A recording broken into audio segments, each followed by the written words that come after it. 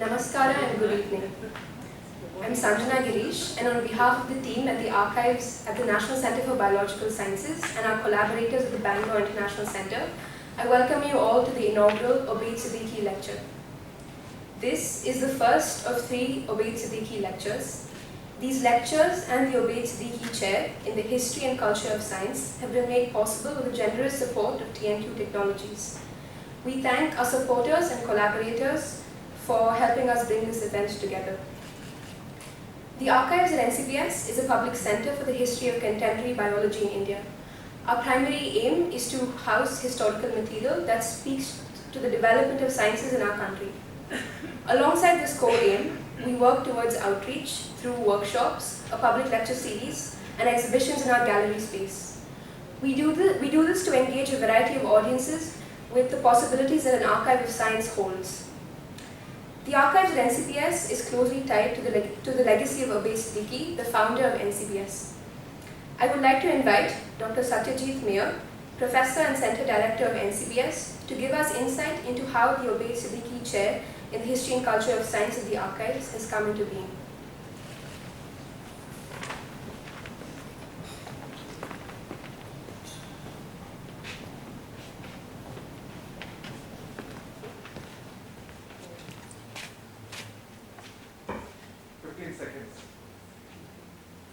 Power will come back. Oh, okay. I'm going to speak a little longer. Okay, good. Anyway, thanks, Sanjana, for welcoming everyone. I'd also like to add my welcome to you all this evening to this inaugural lecture of the Obaid Siddiqi Chair in the History and Culture of Science. But before I begin to tell you about the role of the chair, I must say a few words about Obaid himself, in whose name and memory we have instituted this chair. Obaid was born in 1932 in Basti, and in Uttar Pradesh, and one of 7 remarkable children, 5 of whom were women of extraordinary accomplishment. And all of them shared a commitment to social transformation that Obaid himself was so emblematic of. Obaid studied at the Aligarh Muslim University in the late 40s and early 50s, and in fact even spent some time in jail for his social activism. However, his fascination with science had already begun, and this soon lured him away from his activism, but he never lost his sense of social justice and equity. Obaid spent several years in the UK and in the US, and it was his easy confidence in himself, which of course came from a combination of background, achievement, and something that we all appreciated, an impersonal focus on the question at stake. And this led him to return to India to help in building, I should add, the foundations of modern biology in this country.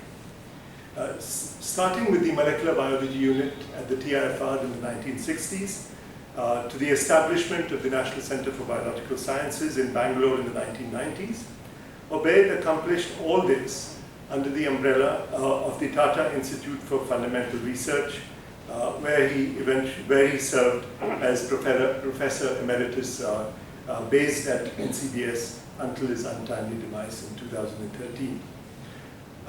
Obaid and the archive in some ways began as our commitment to maintaining some of the things that Obaid cherished and keep them alive. Obaid, of course, leaves behind NCBS as one of his many legacies.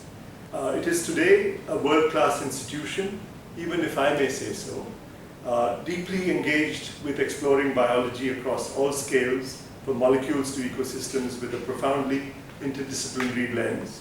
And it's located just at the northern end of this city, effectively opposite the old Jaipur airport.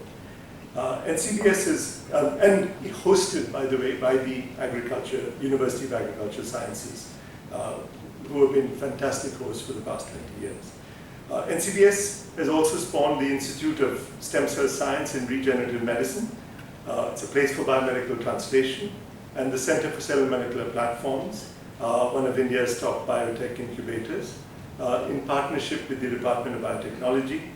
And I welcome those of you who have not visited us to come and see this unique ecosystem of the life sciences right in our own city. All these efforts are a testimony to the founding principles of open-minded inquiry, clear-headed questioning, and a profound commitment to societal engagement that Obaid himself embodied.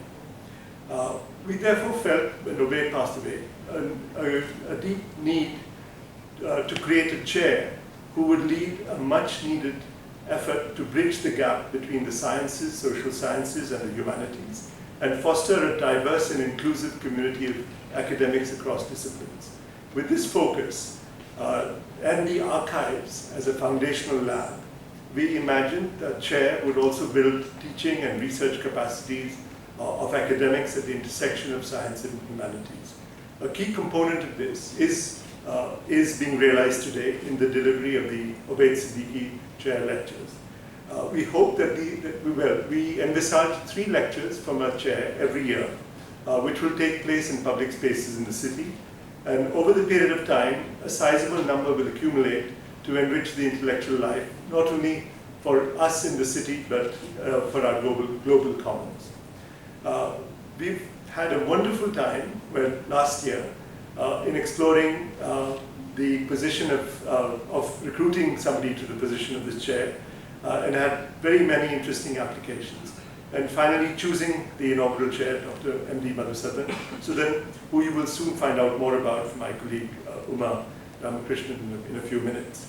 But I would like to thank my colleagues on the review committee, Janaki Nair, Ramachandra Bua, Sanjeev Jain, Balaram, Janki Falke, and Uma herself. And of course, our indefatigable head of the archives, Venkat Srinivasan, for their perseverance, their patience, and their selection. This chair was made possible by generous support, as you have just heard, from TNQ Technologies, and the foresight of its chairperson and managing director, Mariam Ram, who also knew respected, and admired Obaid and all that he stood for. While she regrets that she's unable to be with us today, Avi Abhigyan, the CEO of TNQ, is with us, and I would like to now invite him to say a few words. Thank you for your attention.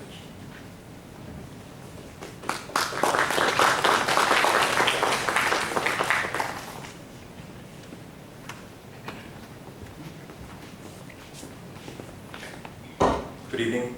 I'm Avi from TNQ Technologies. It is my pleasure and privilege to be here for the first Obaid Siddiqi lecture, as Dr. Madhusudhan talks about pushing boundaries, the science and politics of mapping nature.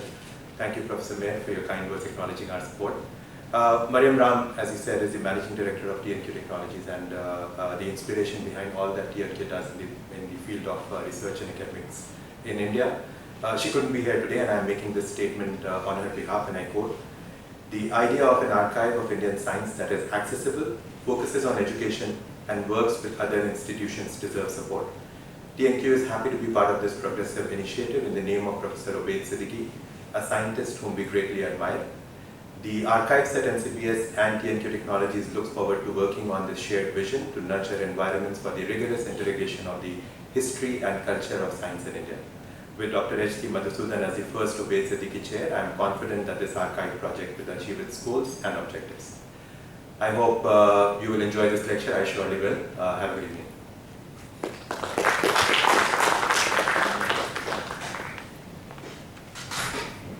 Thank you, Avi. Now I would like to call upon Dr. Uma Ramakrishnan, Professor and Head of Outreach and Development at NCBS, to introduce Dr. M.D. Madhusudhan, the current Obaid Siddiqi chair and our speaker for today. Thanks, Sanjana. Thanks everyone for being here. So it's a great pleasure to introduce Madhu, whom I've known for more than 20 years. Madhu is from Mysore. He did his bachelor's there, and from very early on was fascinated by nature. Did a master's at the Wildlife Institute of India, and I think those 2 years were really transformative because they helped build lifelong relationships which which grew much more than just being friendships, resulting in one of the foremost nature conservation, knowledge-based nature conservation organizations in India today, the Nature Conservation Foundation. So Madhu, with others, co-founded NCF, and then continued his inquiry into how wildlife and nature can be brought, can not trade off each other. Wildlife and people, sorry. So this is something which we all struggle with in India, and I think Madhu is one of the people who's really thought about this a lot, in a lot of depth. How can we continue to have nature, continue to have all of these wild species, at the same time do this in a way which is friendly to people. So I'm very happy to have Madhu be the first Obaid Siddiqui chair. He's a deep thinker and a scholar, and I'm sure you'll see that in his presentation today. We're honored to have him with us at NCBS for this year. Madhu.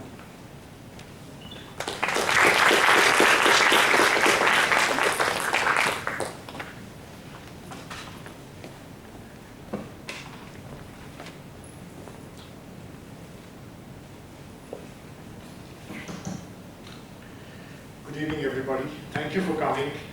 Let me take a moment and get set up.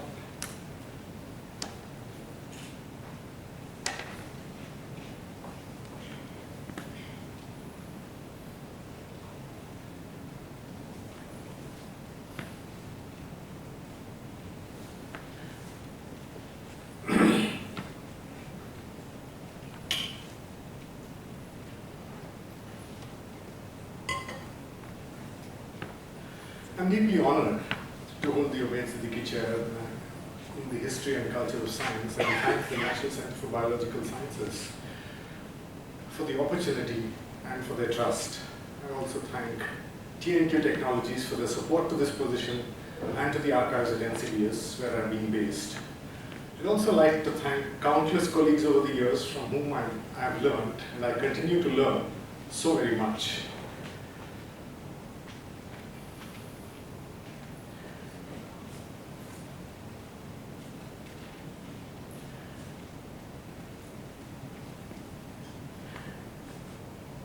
In the English satirist Lewis Carroll's last novel, Sylvie and Bruno Concluded, there's a conversation between the narrator, a historian from London, and a character called Mein Herr, who's a traveler from a distant planet that has experienced and dealt with most of the things that we on Earth are currently grappling. And here is a part of their chat. What a useful thing a pocket map is, I remarked. That's another thing we've learned from your nation, said Mein Herr. Map making. But we've carried it much further than you. What do you consider the largest map that would be really useful? About 6 inches to the mile? Only 6 inches? Exclaimed Mein Herr. We very soon got to 6 yards to a mile. Then we tried 100 yards to the mile, and then came to the grandest idea of all. We actually made a map of the country on the scale of a mile to the mile. Have you used it much? I inquired. It has never been spread out yet, said Mein Herr. The farmers objected. They said it would cover the whole country and shut out the sunlight.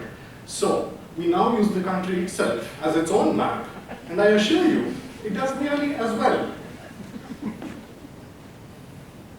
Half a century later, picking up where Mein Herr left off, the Argentinian writer Jorge Luis Borges wrote in a short 1-paragraph story titled On Exactitude in Science. In that empire, the art of cartography attained such perfection that the map of a single province occupied the entirety of a city, and the map of the empire the entirety of a province. In time, those unconscionable maps no longer satisfied, and the Cartographers Guild struck a map of the empire whose size was that of the empire, and which coincided point for point with it. The following generations, who were not so fond of the study of cartography as their forebears had been, saw that the vast map was useless, and not without some pitilessness was it that they delivered it up to the inclemencies of sun and winters. In the deserts of the West, still today, there are tattered ruins of that map, inhabited by animals and beggars. In all the land, there is no other relic of the disciplines of geography. What stands out in these passages from Carroll and Borges is the absurdity of the idea that a map can faithfully and accurately reproduce the territory that it's about. As the Polish-American philosopher Alfred Korzybski famously and succinctly said, the map is not the territory. The possibility of a map is that it interprets and represents territory which exists in the material domain onto a mental realm. Its power, on the other hand, is that it often also serves as the aspirational template for the powerful to rearrange and remake territory. In today's talk, I'll attempt a closer and a critical examination of the process of mapping nature, the impulses that cause them to be drawn, the emphasis and the erasures that maps inevitably contain, the conflicts they can and have engendered, and finally, the impacts of these on territory. I also look at maps as commentary and as visions for territory, and as the first tool in reshaping and remaking territory in a way that suits power.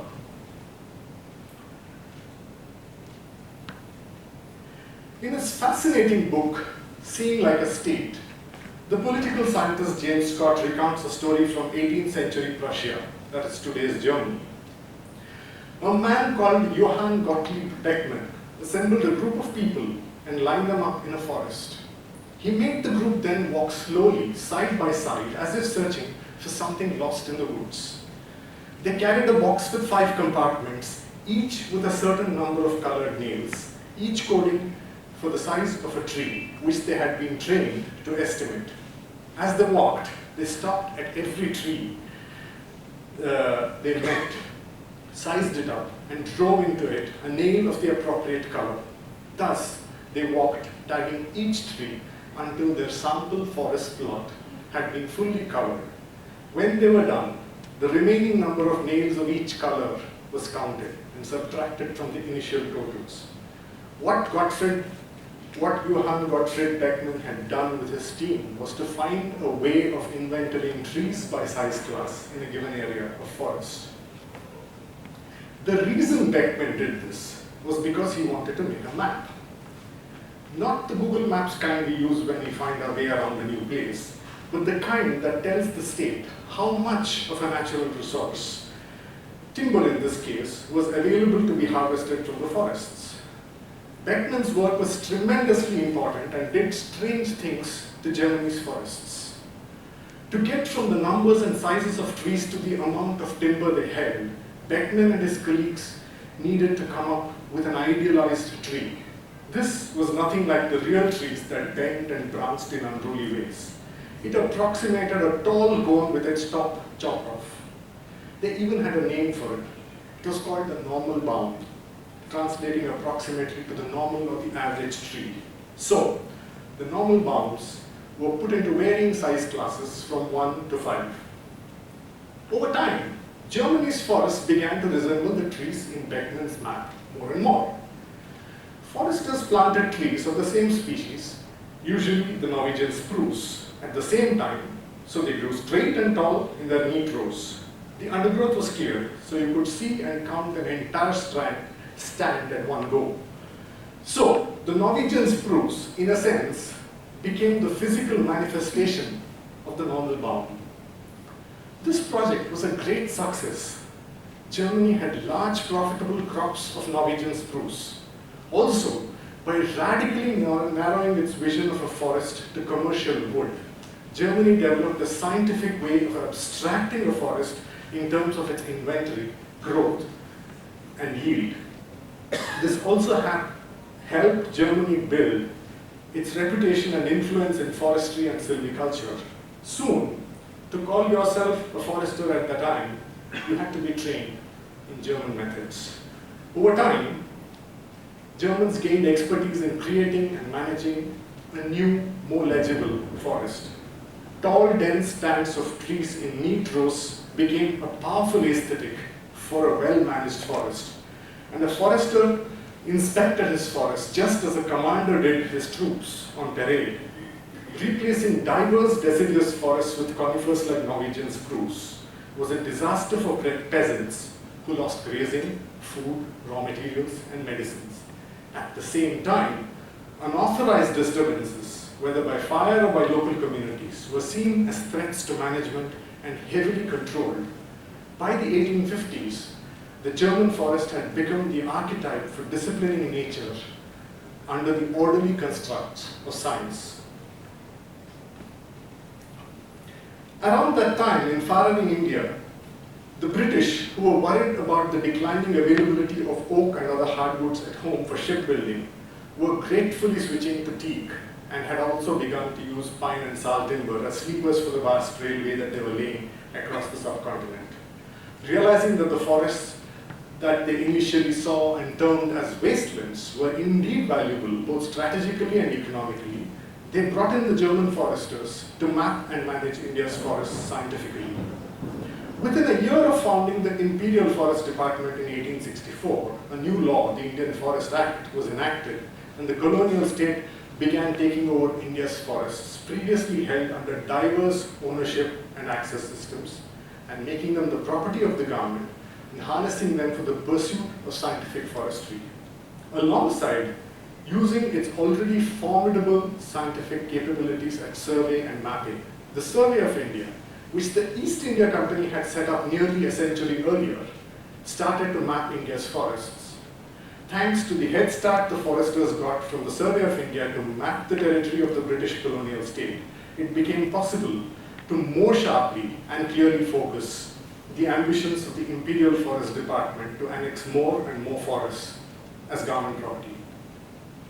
Meanwhile, back in Germany, the science of forestry had continued to improvise and learn, often the hard way, that the mass die-offs, forest die-offs that they called Waldsterben, the declining yields of Norwegian spruce, and the pest outbreaks in the forests, among other calamities, were possible to address by making the forests more diverse, somewhat like what they were before the advent of scientific forestry.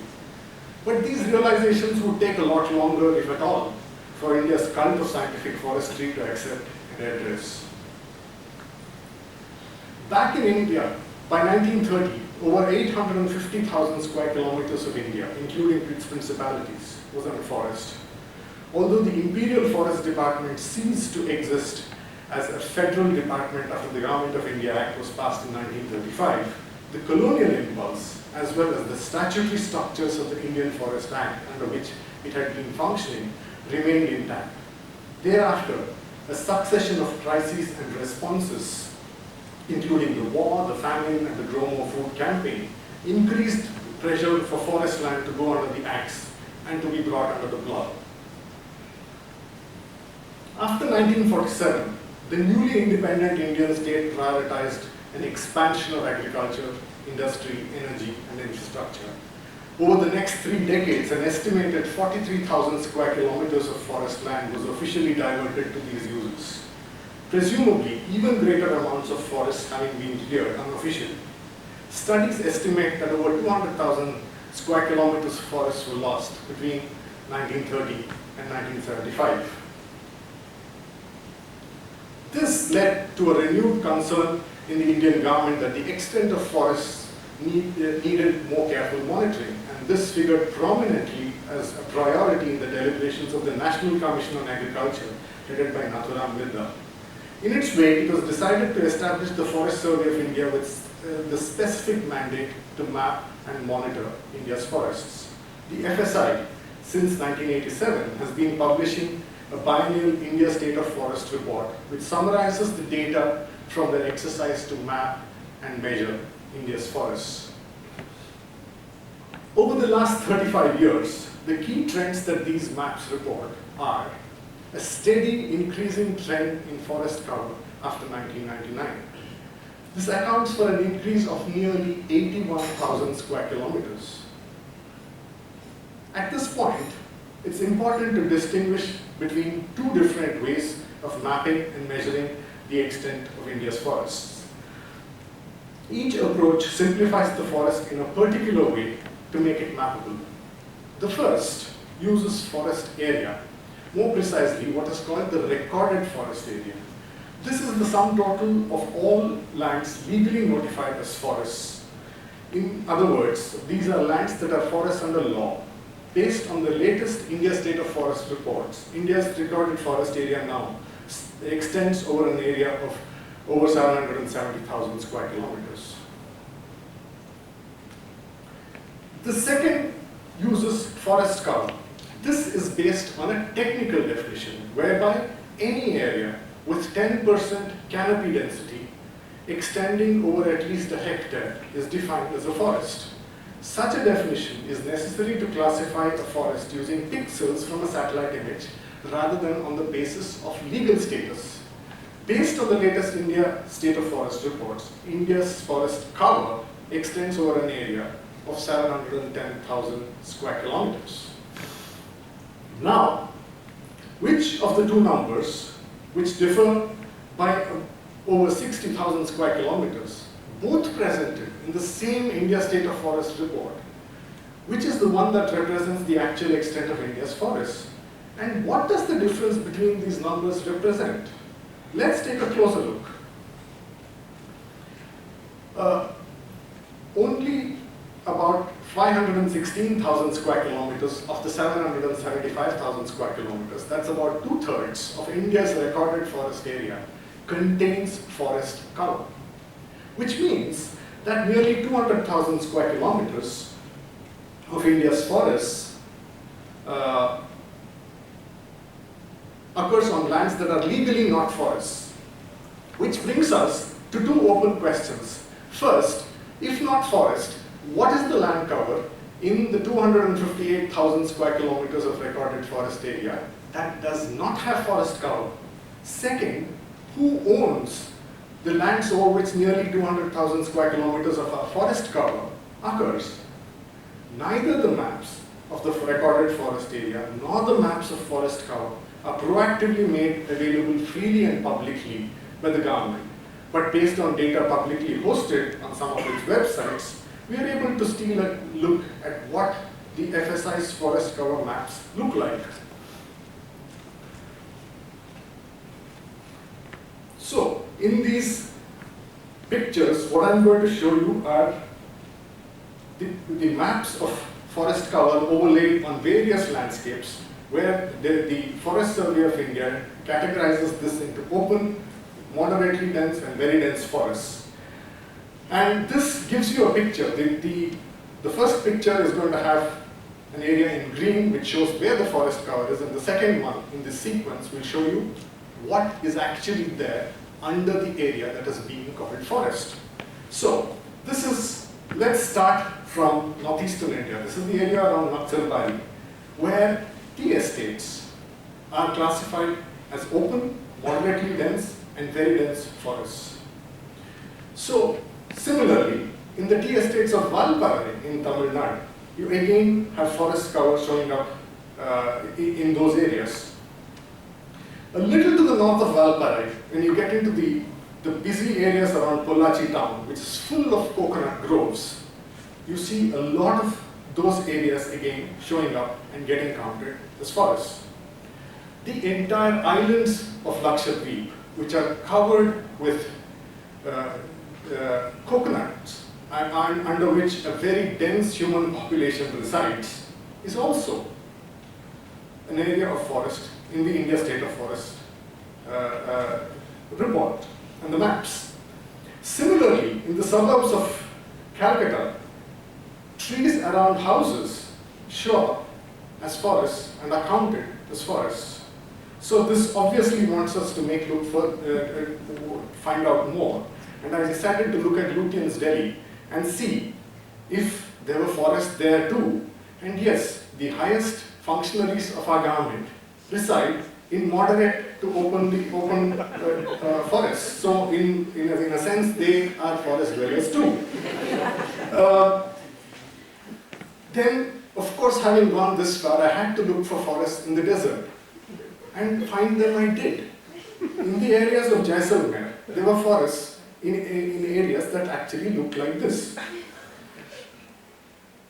Not only that, we were also calling as forests and prosopis, an invasive species that had come and had placed a lot of pressure on ecological landscapes that were otherwise open. Those too were being counted as our forests. So, to come back, we have based on what we saw, there are two key takeaways. First, based on how a forest is defined, the same agency of government offers us two maps that differ wildly in terms of what they call forests, where they are located, and what the extent of these forests is. So in the green are areas that are shown as forest cover. In the pink are areas that are shown as forest area. So these are legally forest. As you see, there are large areas in the pink that don't have forest cover, and there are areas which are in green that occur outside the boundaries, legal boundaries of forests.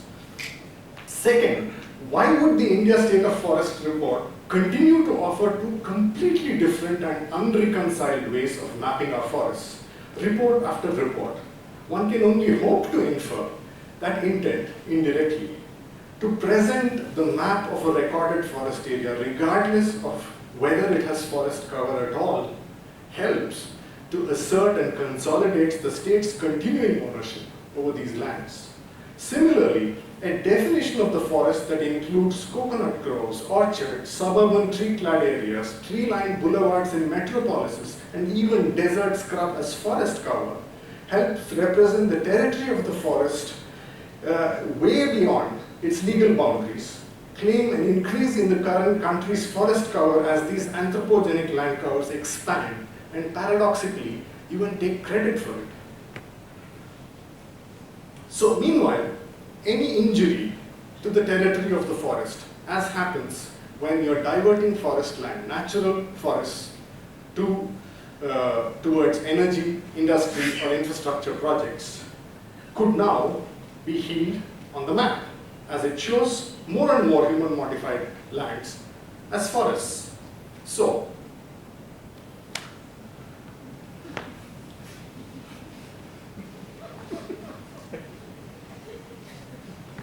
on the other hand, if you were a different government agency, or from academia, using the authority of science rather than the formal authority of state to map forests, we might employ a different definition of a forest and arrive at completely different maps of the forest. Such different maps indeed exist, and they tell very different stories about what is going on with our forests. So what I want to point out is the top line that is in pink, which is going upwards, is the official forest cover data. The blue line below is from the National Remote Sensing Agency.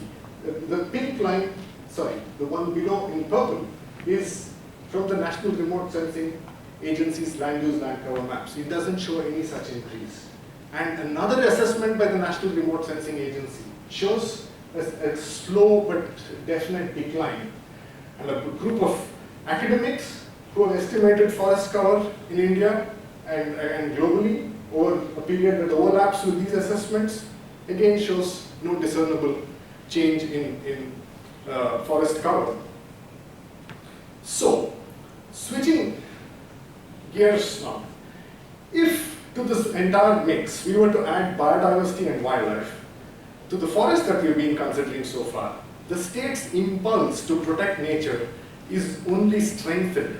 Since 1972, after the Wildlife Protection Act was passed, the state has systematically been creating protected areas in which the needs of wildlife are meant to take precedence over human interests. But in too many of our protected areas, map after map of the areas notified for protection is more wishful than real. One simple reason is that a great many of them pretend that the forests they seek to protect are only that, forests, that they are not homes to families, or commons to communities, or foundaries of culture and identity, or workplaces for those who are kept out of formal economies. Here is a map of Indravati Tiger Reserve in Central India today. The lighter blotches you see are villages inside the park, going back to 1973, long before this land had acquired the level of legal protection it has today. This is the same area seen by the satellite 5 decades ago, and they are pretty much the same villages showing up as very similar white blotches.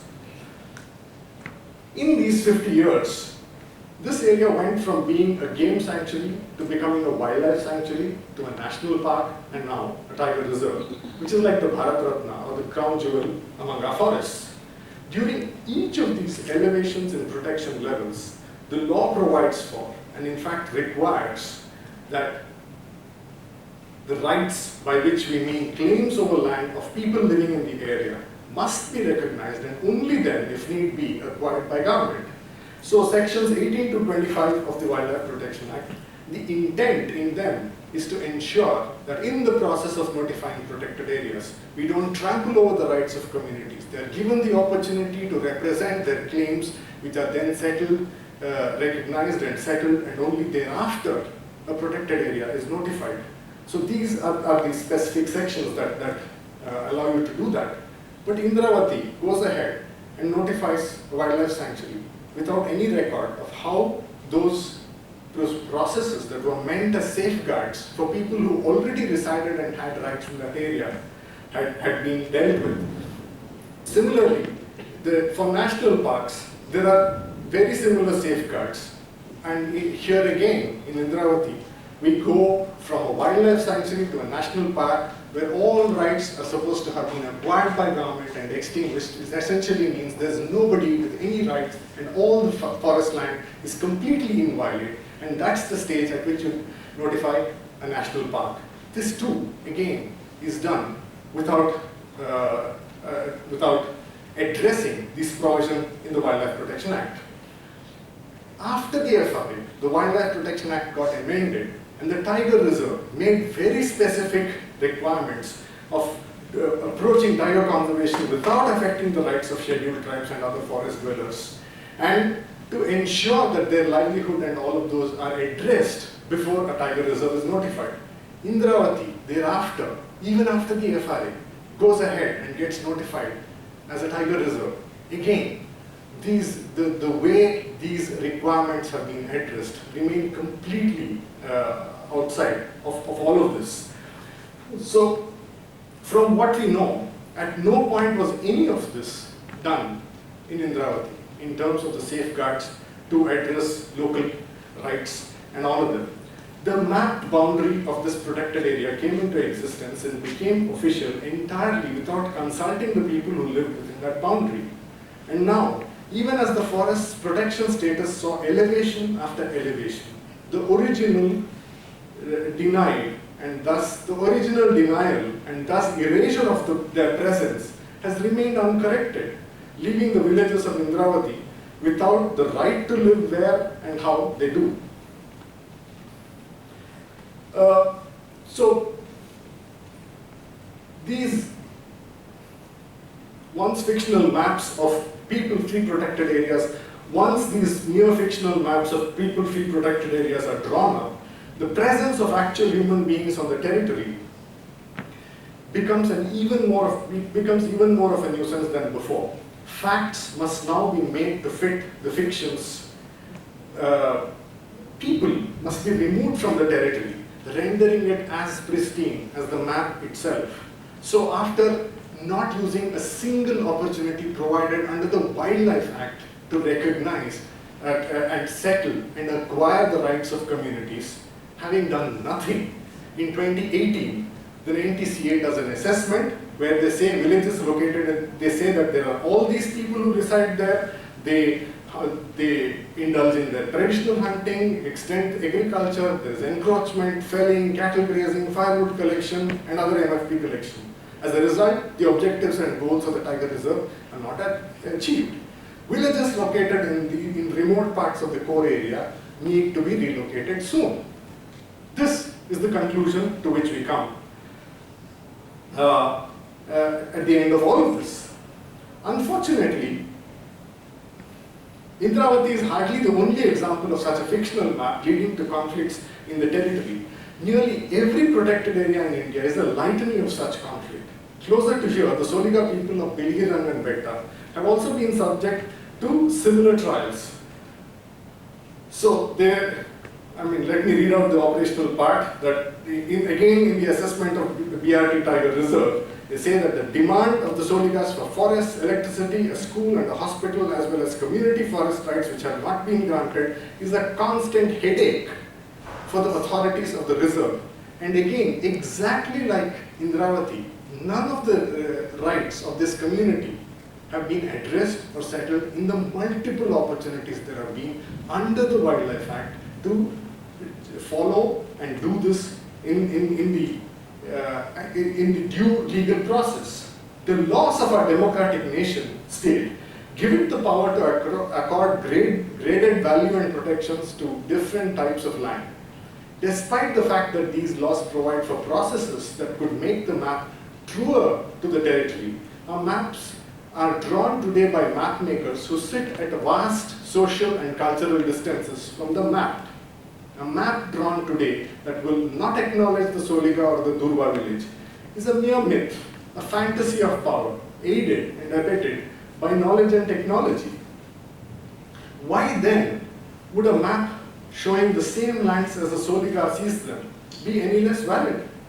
This counter map of the very area known elsewhere as BR Hills Tiger Reserve shows the Soliga cultural sites of cultural, social and ritual significance, and has helped the community secure community forest rights under the Forest Rights Act of 2006.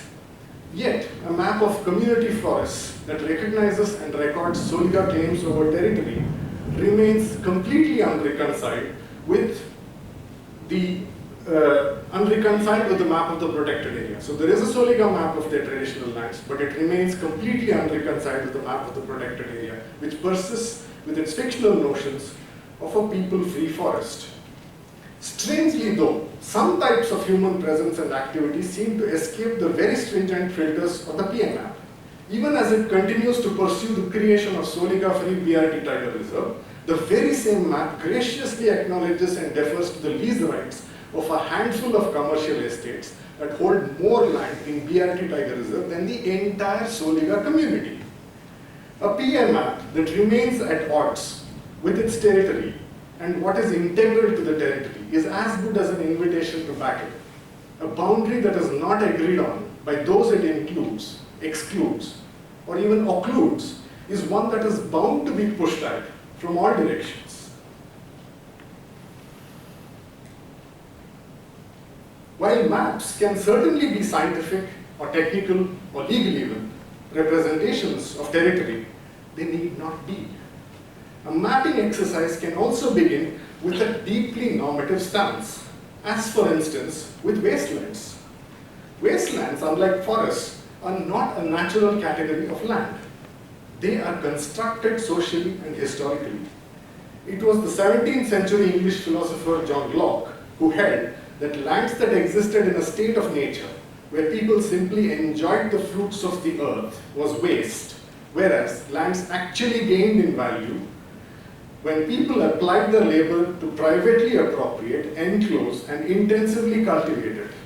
Not only did he argue that wild woods and waste exist in many continents, but also that their wasteful use justified their appropriation by an improving hand from England, thus providing a very persuasive and powerful rationale for the colonial ambition. He said, and I quote, "Land that is left wholly to nature, that hath no improvement of pasturage, tillage, or planting, is called, as it indeed is, waste. And we shall find the benefit of it amount to little more than nothing." This idea of his undergirded early colonial land settlement. Thus, wastelands were not, as we might imagine, a category applied to infertile, barren, or rocky lands. It was a social category that applied to the supposedly unproductive uses that lands were put to, and to land left idle, and to lands held in common. This also enabled a deeper categorization of people into productive cultivating groups and non-productive groups based on how they use the land. Generating value from wastelands was thus a means by which not just the land, but also its inhabitants could be disciplined. Although we have come a long way in time, and we are no longer a colony to the empire, Locke's essential ideas about wastelands continue to find powerful resonance within the Indian state.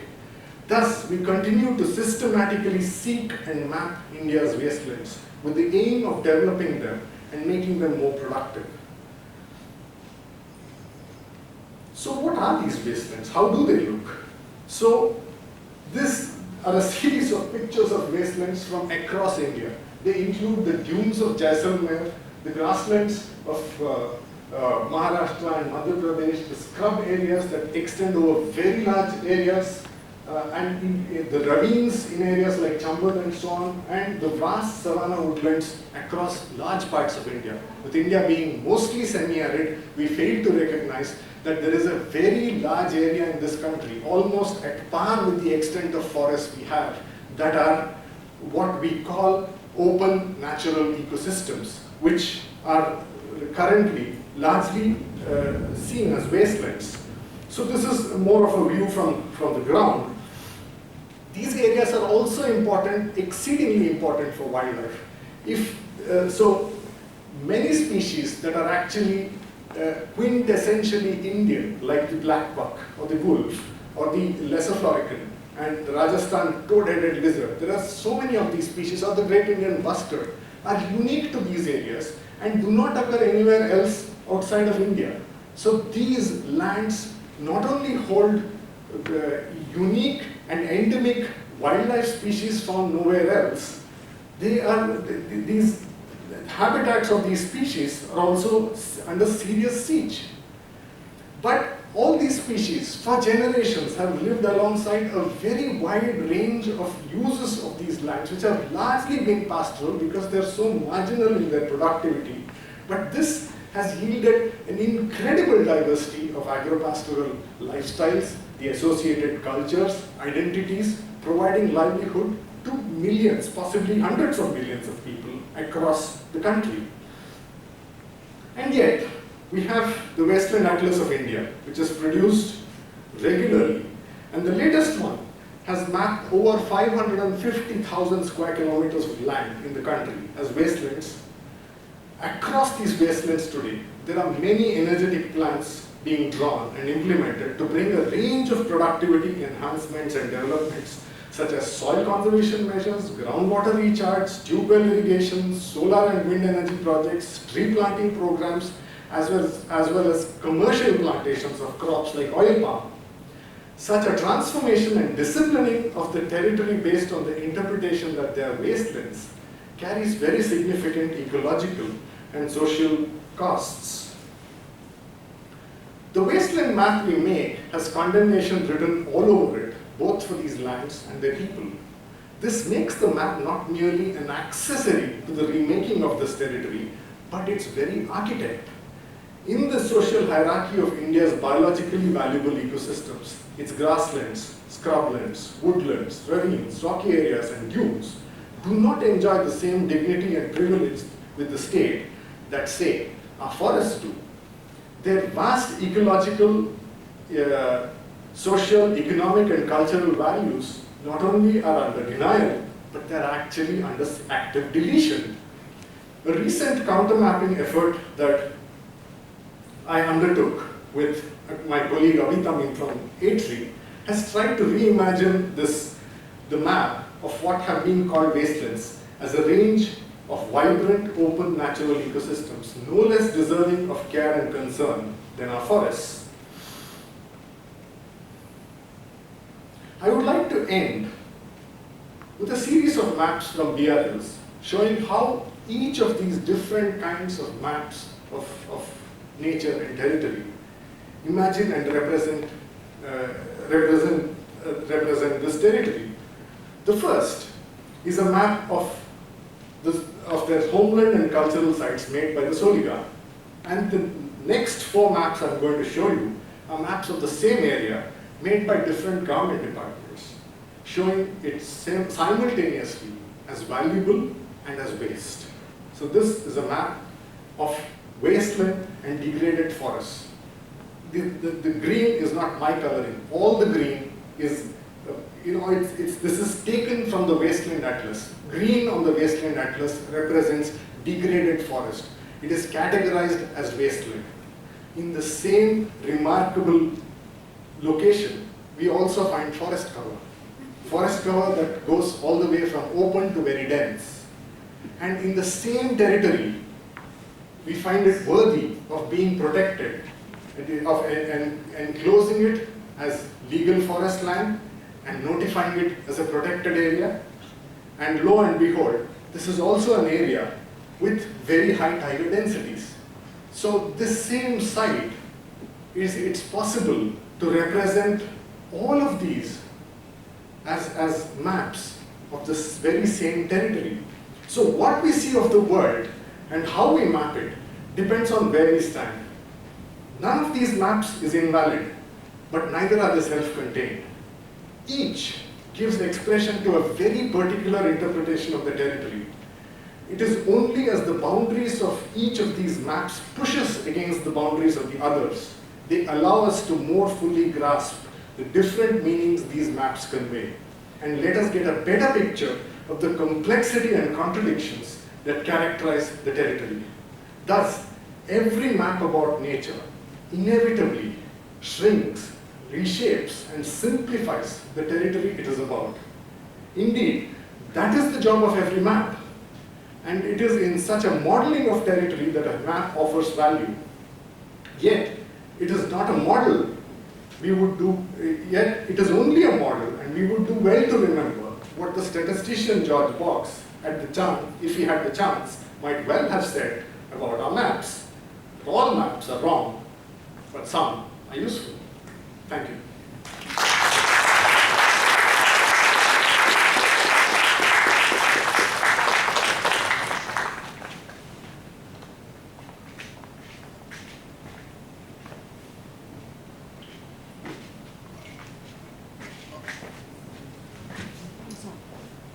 Thank you, Madhu, for this very insightful lecture. The manner in which you drew connections between the idea of a map, humans and other species was very fascinating. We are now open for questions from members of the audience. We will be passing around mics.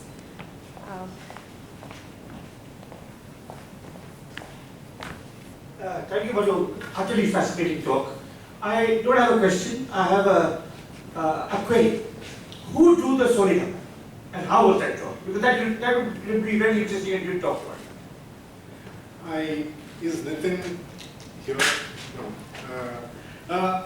Maybe there are people who have participated more closely with this than I have. So I stand to be corrected, but my understanding is that, and I know this not just from the way Solika maps have been drawn, but from colleagues and how they've drawn maps with and for indigenous communities across the globe. So this is involved sitting with the Solika, essentially providing the technical backstopping to use Solika elders to look at narratives, to look at their entire oral histories of these landscapes and what their significance has been, and to bring that, so it's involved a lot of detailed and long-term and very minute conversations with the community, visits to those sites, and documenting each of those things before it has eventually been put on the map. H3, I think, provided the technical backstopping to the community, which did the map. And in very similar ways, people have tried to do this too, in mapping of a variety of areas, so starting from, areas of indigenous nations in Canada, and I know people who have done this very much in the reefs and atolls of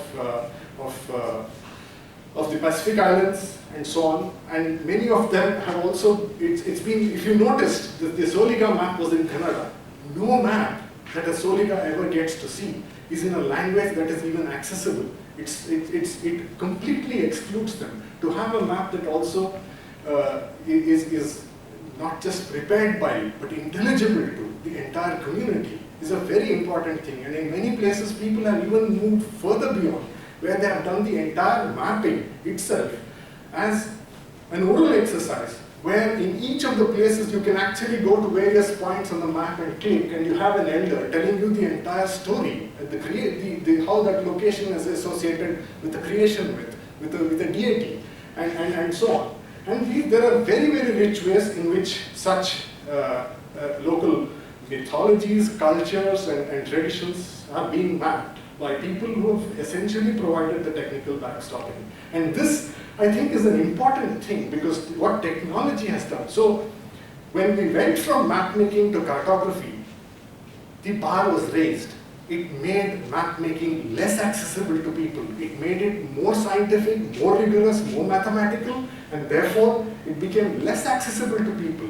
But technology in many ways, and one can't make too much of this, but undeniably technology has democratized access of these maps and even the making of these maps. Otherwise, these people were merely subjects to the map of areas that were made in maps. They had no idea about them. The maps were made about them, about their territory, about what they could do and they could not do, and boundaries were drawn in a way that completely left them out, not just in the process of creating them, but also in the entire, even from the consumption of these maps. Now I think technology has really democratized this and made it more possible, at least for a pushback, to push back against that boundary.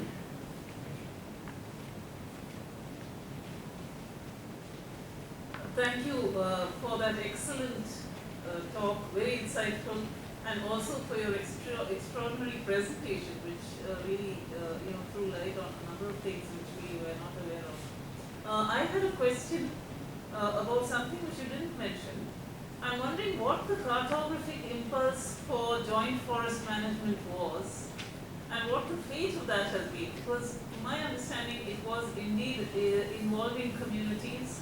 It had a very specific kind of impulse that wanted to redress gender inequalities and so on. So, what has the fate of that been, and what was the impulse for even that initiative? Again, I may not be the most knowledgeable person to speak about this, but the way I understand joint forest management, that it was much more. It was with criticisms accumulating about how exclusionary the colonial model of forest reservation and forest conservation had been, and how it had excluded all possibilities of engagement with local communities other than in enforcing laws against trespass and all of those things. The engagement with communities, or preventing forest fires, or getting nursery work done for nurseries, there was really no engagement. And I think the way I have understood it, it was much more a response to that criticism, where the essential power to make decisions over the territory still remained with the forest department. But the language changed. The language of participation came in.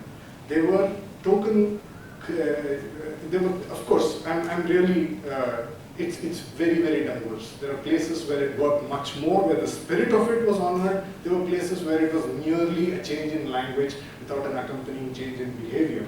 But I think it essentially, the way I have understood the impulse, it was more to take it from exclusion to participation.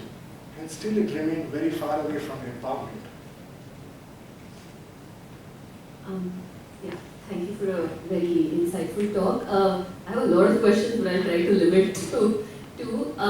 One is the very basics. I mean, if forests are interpreted in so many different ways, I mean, how should we understand forests? What is a forest? And I mean, maybe it's not important, but I think whether it's from indigenous communities, from, in quotes, naturalists, because they come in all shapes and sizes, but how should we understand a forest, and what is it that we are protecting? That's my first question. Second is with regards to wastelands. I mean, there is this entire drive to divert wastelands for solar panels and all these kinds of things. But even before that, like starting from the 50s at least, with land reforms and Garibi Hatao, all these various campaigns when land was to be distributed to the poor, mainly the Dalits. what ended up happening was all these wastelands, all these so-called, because land reforms wasn't successful, the land that reached the poor, the Dalits, was this marginal land on which they try to grow and they're not successful and therefore they're considered poor farmers. There's this entire politics. So how do we, and there is this continuing aspiration. There are continuing struggles across the country for land ownership, which ends up being these wastelands. So how do we negotiate our space in this, complex situation? Okay. The answer to your first question, how must we understand the forest and how should we protect it when there are so many representations of the forest? I think it's really important to recognize that a forest is an interpreted space. It doesn't only exist in the material realm so that you just go and have some, objective way of defining and measuring it, and it's a quest for the better way or the best way to understand and map forests. But because it's the home for biodiversity, it's the habitat for a myriad species, it's a production frontier, it's a place that gives identity to people. It's so many different things to so many different people that I think the only reasonable way of actually trying to understand a forest is not to have one, but to look at all and to actually see what each of them is saying, and to be able to triangulate to a view of a forest or what it could be. Or as I've been trying to say, for the different maps that exist, for them to become invitations to a conversation about what is a forest. How must we actually measure and map this? And actually I go back to the very first State of Forest report. It's really slim, but it's an extraordinary document. It covers so many different facets to the forest, which is not a single monolithic. It has so many of these different facets. Even in the slim report of 40 or so pages that it managed to get issues related to production, issues related to diversion and economic growth, issues related to shifting cultivation, a variety of ways in which forests were being used and related to, and what that meant to the state of forest. And today we have 600 to 800 pages, but it doesn't touch upon any of these. It's just full of tables and numbers without touching on the essential, vital parts of what a forest is and how people must relate to it. So I don't know if that's a satisfactory answer for how we should understand and map and measure forests, but that's how I feel. On wastelands, I think a very large part of these wastelands have been landscapes that have been used by people for a very long time. The property rights under which people have traditionally used these marginal for agriculture, lands that are marginal for agriculture, is largely through pastoralism and so on. So it was always a source of enormous irritation to the state that there were people who couldn't be sedentarized, these more savage versus the civilized people who cultivated who stayed put, who cultivated in an area, gave up the taxes. These were people who moved all the time. And this was actually a reflection of the nature of seasonality and productivity within this frontier. So a large, and then this is a very complex tenurial system where someone comes to a place year after year, not residing permanently or having a sense it belongs to them, but using this in turn with other people for a variety of different things. These kind of systems disappeared. And my suspicion is that a large part of these areas that were waste, nobody resided and so on, were essentially denials of a much more complex universe of tenurial and land rights, which have not been recognized. Even today under the Forest Rights Act, the pastoralists have the opportunity to have their rights recognized, but it's been very hard. If you're a Gujar, if you're a Rabari, any of these communities have had a very hard time getting rights, and the nature of their production system and their identity is so complex, and the way land has become, the sedentarization of production has made it really hard for them. So I think, to come back to what you were saying, I would imagine that a significant portion of all of these lands that were distributed to other backward, communities and so on, might have been land that were, of which some other even more backward people perhaps were dispossessed. So I don't know the answer to the other part of the question, the trade-off that you're hinting at about using these lands as offering them as areas for production versus the impulse to try and protect them. I really don't know what how we should be negotiating that. Maybe we can talk a bit more. Any other questions?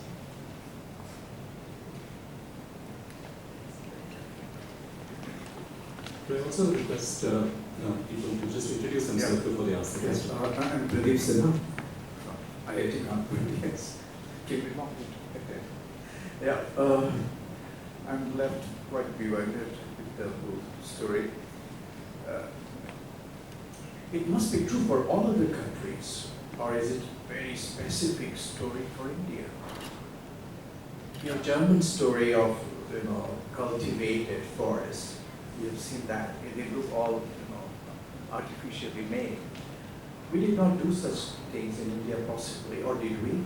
And has it happened everywhere? And we are for the first time kind of grappling with the problem of multiple definitions of forests and policies and all of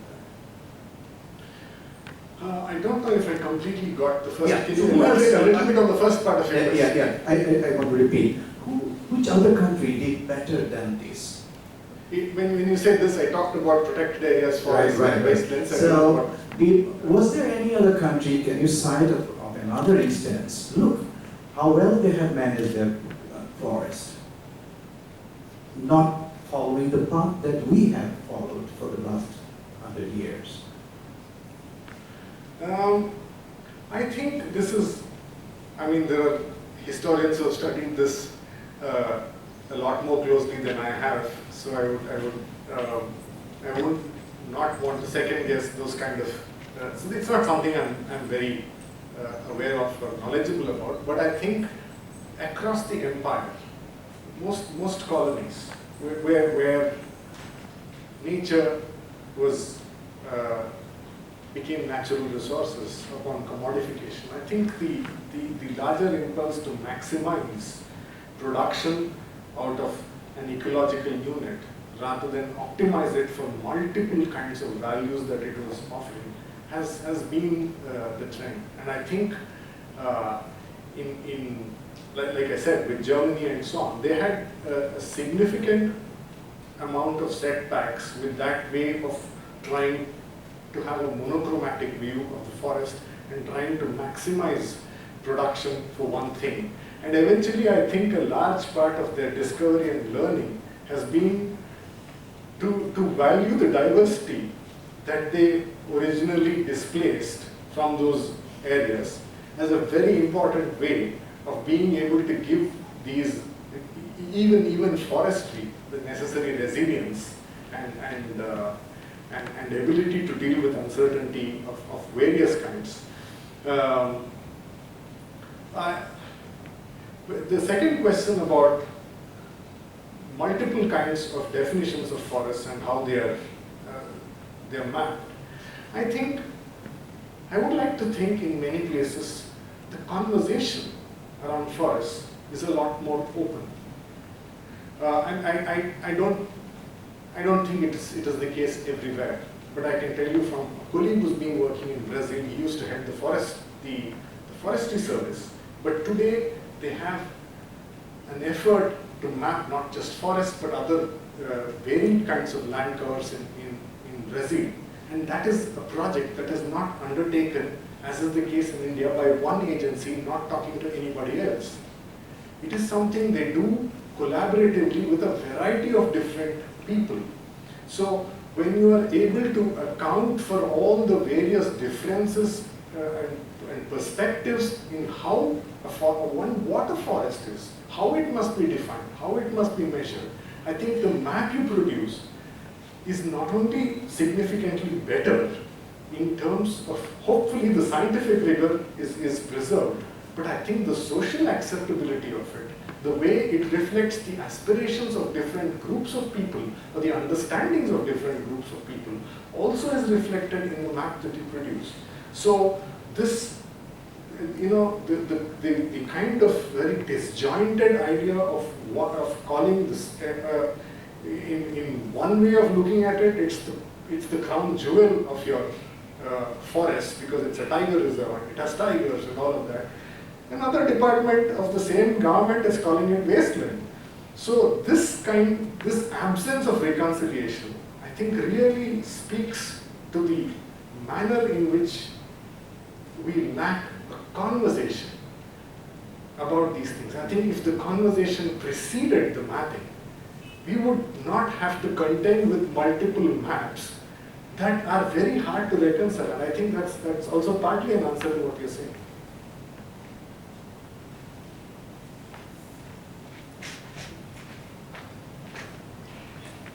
Thank you, Madhu. I enjoyed listening to how you bring the normative and the analytical together to provide a framework for understanding forest mapping in India.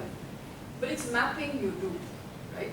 And so I'm going to push you on the question that Ram started out with, which is, how do you do the maps that you do, right? Because you're asking for a conversation prior to mapping on several fronts, but there is a certain kind of mapping exercise that you yourself are engaged in. So how do you, simply, technology is not simply democratizing. As sort of my favorite statement from Cransworth's laws of technology, technology is neither good nor bad nor neutral. So if we begin from that point, how are you, what is the team that does this mapping, right? What comprises this team? Who are you talking to? What is this unproblematic elders that has been presented at least today, right? So who are the people you talk to? How do you prioritize? Whose stories do you prioritize? Are you aware of the kind of, I'm sure you are, but in what ways are you acting upon that awareness of what your prioritizing certain stories does to the social structure on the ground between the Solidar community, for example, right? Which is what anthropologists do all the time. So I'd love to understand how you engaged in the mapping yourself after having given us clearly a fabulous coming together of the normative and the analytical as far as just the exercise of mapping goes.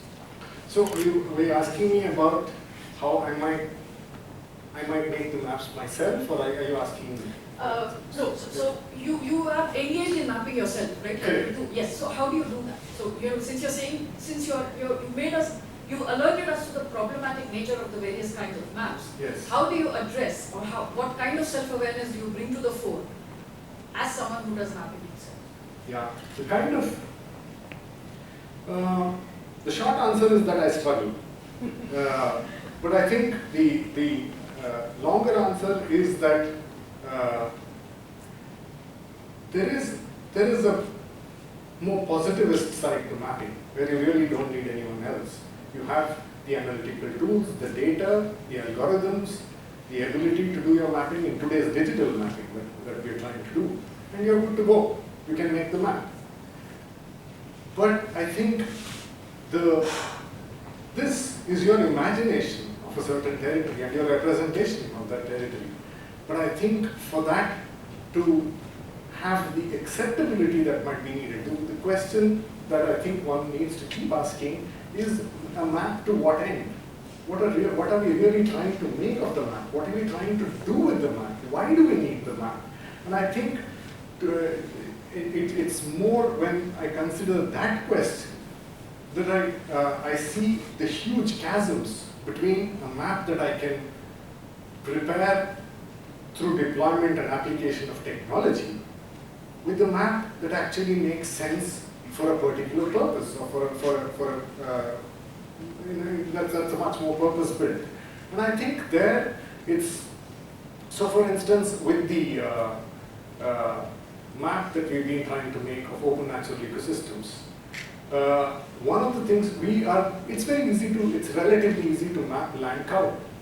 But what actually matters on the ground is how the land is being used. To give you an example, pastoralism would see all of these lands as rangelands. A rangeland is defined by its use. If you take your goat and sheep and cattle and camels and graze them on a grassland, that's rangeland. If you graze them in a scrubland, that's rangeland. If you graze them in a forest, that's rangeland. So it's not one kind of a thing. So for us to actually have a map that makes sense to a community or academic or otherwise that is focused on the use of these landscapes and is a far bigger challenge. And I don't think we have answers, but I think it's something that one really needs to keep grappling with. I don't know. I don't know if I have an answer to how it needs to be done, but I think what we are trying to do is have conversations. Conversations that tell us where our maps fall short and why they don't make sense, and why we really need to be doing more work than merely churning out maps by writing code and clicking buttons. Can I follow up? So, isn't that your answer, right? Because what Could you all introduce yourself? Oh, sorry, I There's a question. What is the question here? I know. There's a question here. Oh, sorry. I'm Prem Chandavaka, I'm an architect. In a way, this is a follow-up to Jahnavi's question, but if one looks at European maps of the world from about the 10th century to the 16th century, the 10th century maps are very inaccurate, very approximate with vast gaps with no data. And around the 13th century, when ocean-going navigation skills pick up, suddenly you see a sort of sea change in the accuracy of maps. So in a way, the maps are a repository of the memories of journeys undertaken. So can one use that to call for a redefinition of the idea of a map from being an authoritative representation to being a repository for the marking of memory, presence, imagination, and one's relationship with the map is much more ongoing, dynamic, and public. So does the future lie in initiatives like OpenStreetMap, which is looking for publicly editable geographic databases of the world, especially now that satellite mapping has made the expertise of the surveyor, which was essential to making cartography a specialist domain, but the survey is now less relevant in the whole picture. Sorry, did you have a specific question? The response to that commentary. Yeah, I think the element of time, of being able to create the imprint of a memory and to be able to obtain a picture of change. I mean, I'm looking at it like a scientist. You really would have to have a series of maps. And through such a series of maps would one actually be able to represent this. And I think over the years, what has happened is precisely because of the way in which mapping has been exclusive, as you also mentioned. It's not been accessible. This part has been very hard, because in the states or the powerful or the more powerful people seeing the territory a certain way, if an aspect you care about is documented and documented over time, you actually have the ability to see how that has changed. Otherwise, it's not on the map at all, so it's off the map. But I think to your comment about what changed in between 10th and 13th century, I mean, if I understand correctly, I think there was also this huge rediscovery of Ptolemy's Geographia, or whatever that was called, this 8-volume work, which I think fundamentally his entire way of having multiple projections and being able to map the world in much more rigorously was lost to most places for nearly a millennia. And over that, and it was only, if I recall correctly, around after the 11th century or around the 10th century or afterwards, I may be wrong about this, that it was rediscovered and it became available, and I think that completely changed the ability of maps to represent the Earth, the curved surface of the Earth much better on a two-dimensional surface. That's one of the things I recall as well. We will be taking our last three questions from Oba and Madhusudhan. There's someone else. Madhu, lovely talk as always. I was going to, the question I wanted to ask was maybe a very solution-oriented question, which is, I think maybe, we are underestimating the intentionality behind producing the maps, because I'm sure when Nitin produced that Solika map, there was certainly an intentionality about assertion of the Forest Rights Act, or when the Degraded map was produced, it was probably a recognition that antenna cameras taking over and so on. But recognizing that these were created for different purposes doesn't necessarily help in reconciling when we, for example, want to start a restoration project. Right? So if you want to start kind of saying how do we fix it, and maybe that's not even the right way to look at your talks, so maybe that's the wrong direction to take it. But if you have a conversation about what should we do in BRT, then I'm not my question is, I understand you said those different maps are useful to start a conversation. My question to you is there a good way to have the conversation instead of people being in a Tower of Babel, each one's kind of showing their map and saying my map says something different. Is there a way of driving those different maps and actually driving a conversation towards some sort of convergence or understanding? Or do we just have to live with everybody yelling at each other holding a different map? I think, thank you, the point that really stands out here is that the reason these maps, it's so frustrating to and not to have a sense of how to bring all of these together, is one must only guess what the intent of these maps are. If only it were clear, if only that intent was made clearer, I think it would focus every conversation on the different, it's fine, we can still have a range of different maps. But I think if the intent of a map is clearer, then I think the way other groups of people who look at other facets can relate to it is much better. So are we interested in the forest as a legal frontier, or are we interested in the forest as a biological frontier? If there is clarity on this, then we won't have to keep triangulating and guessing what is happening with our forest, seeing two numbers in report after report, not knowing what to make of it. If it is clear to us that the intent here is to record the forest as a biological frontier, then I think it becomes much clearer for people to come and relate and for conversations to be had. So right now, that is completely obscure. The intent of any of these maps is unknown. One has to imagine, often we probably do it very incorrectly, and that I think is what really makes the transaction costs to all of these interactions much harder and deeply frustrating. Hi, my name is Ishan. I'm an ecologist who was a scientific ecologist, now a political ecologist, so I really found your talk really nicely compiled. Some of the things I was aware of, but generally the case studies and exams are being very helpful.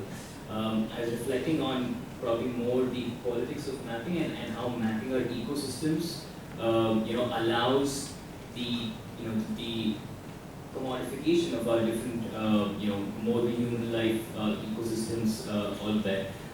So I know this is a question or not, but if you have an insight or comment on this, but how can we leverage this academic understanding of how the politics of mapping, in our country around different ecosystem areas, how that can be challenged, or how we can hold to account the specific stakeholders to drive better political action towards safeguarding the interests of our ecosystems, especially in an era of drastic ecological breakdown. Do you have any insight on that or comments?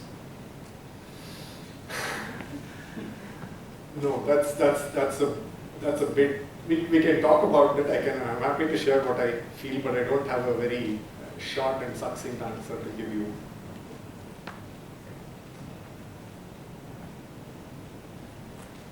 No, I just wanted to comment also on intent. Yeah, I'm Uma, and I think there is very clear intent, right? There is. So, I mean, you can say that it's not known or whatever, but there is very clear intent and there's different intent. So, I guess his question, the conversation has actually been following that trade, and his question is kind of the last one there. What do we do about it? How do we, knowing the intent, come to a conversation of consensus to move forward? Because even pointing out that, these things are not, there's disconnect and there is intent or intent. I disagree there. I don't think we know the intent. I think we infer the intent. And I think that inference is not, like I was saying, with the Forest Survey of India maps, it is still unclear to me if you are mapping the forest as a biological or a legal domain. And that is unclear. So because if you are, or functionally, even if you are looking at it biologically, you could be looking at it structurally in terms of what species it contains and what qualifies it as a forest, or you could reduce the entire forest to one functional value and say carbon. And then a coconut tree is as good as some rainforest tree. So you could reduce it to such a, but that has never been clear. Or if you took the wastelands, the wastelands started out much more in the context of how to value land and bring it under larger forms of increasing productivity defined in a certain way. But over time, it became an exercise which was where a large part of it was to make more land available to cultivators, to make marginal cultivation more productive. And now, a large part of the impulse really seems to be to make all those lands accessible to large-scale conversion and make those lands accessible to a variety of application of private capital in order to generate other kinds of value. So I think the intent of a wasteland map they've all been evolving, and I think it's still not very clear. And I think this has to be repeatedly inferred. And it's okay to state the obvious. I think rather than for us to assume it, it's always better for this to be stated more openly. And I think that would make for a far better collective engagement with the map and a better representation of the territory of which the map is.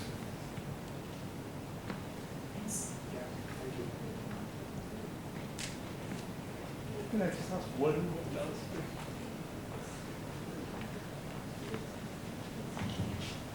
Madhu, thank you for that. I think it's not the elephant in the room, but it is the elephant on the planet, climate change. Right? Now, the maps that you are defining or you are discussing are also talking about where is the terrestrial biosphere going. Right? They are going to be important for that. Right? And if we don't understand that, we're not going to understand or even be able to grapple with what we are facing in terms of climate change. So in some sense, yes, there has to be an intentionality which goes beyond absolutely. Absolutely. So how do you deal with that? I can tell you how I am thinking of dealing with it. I think the points that I think we've talked about the intent being much more implicit rather than explicit. I think so for instance, to look at the histories of our lands and waters, if it is even in a narrow sense of sequestering carbon in the atmosphere, that our vegetation, natural vegetation or otherwise, provides a certain role, I think for us to start conversations about what these maps, about mapping these areas that is not looking at nature or the functions that it provides in a very narrow way, but much more in a much more inclusive way. I think that's going to be really important.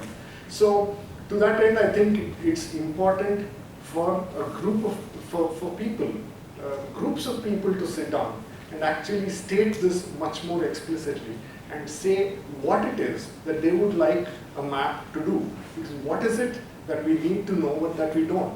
And I think out of those, the maps that come out of those, then the maps that are drawn merely because they are technically possible to do, with all the intent behind them being unclear, I think those are the kinds of maps that are likely to help much more.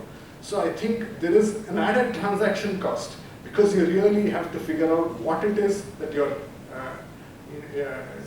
driving at.